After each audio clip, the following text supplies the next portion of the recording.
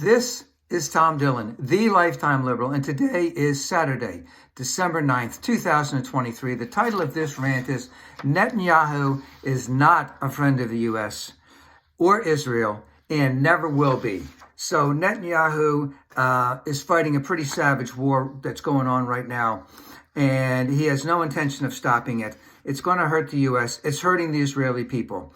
Just a quick thing on him. He got his chops by being in the U.S. and learning from Reagan people how to be media savvy. That's how he's been head of the prime minister there for so long. And he's been in Israeli politics 35 plus years, and he's used that media savvy to move up the ladder. But he has always been a war hawk, and he has basically never, ever been interested in peace. When there have been opportunities for peace, he sabotaged it. All right? And he recently was indicted. I think he was indicted, and then he actually got reelected. And then he tried to change the Supreme Court in Israel to his advantage so that he could run even more as a dictator, so to speak. And the pushback in Israel for the last 6 months before October 7th was astronomical. I mean, there were protests in the streets every week, usually on their weekends, for almost 6 months in many cities in Israel because they didn't want him to meddle with the Supreme Court and change it so that he could become more and more of a dictator. And now that we have this war with Hamas, Netanyahu is using this basically to stay in power and to stay out of prison.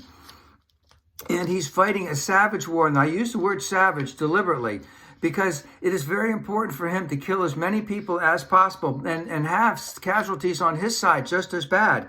And I mean that because there has to be at least 100 ways, and there's been presented to him for sure, 100 ways to fight this war and win this war with less casualties, and I mean less casualties on both sides. And we are going to see that there is going to be a humanitarian crisis with the Palestinian people.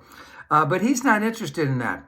In fact, well, Hamas did this too, but both Israel and Hamas walked away from the bargaining table to get any more hostages out. And the Israeli people right now are crying to get the hostages out immediately. And to even, they want them out, and Netanyahu is not listening to them.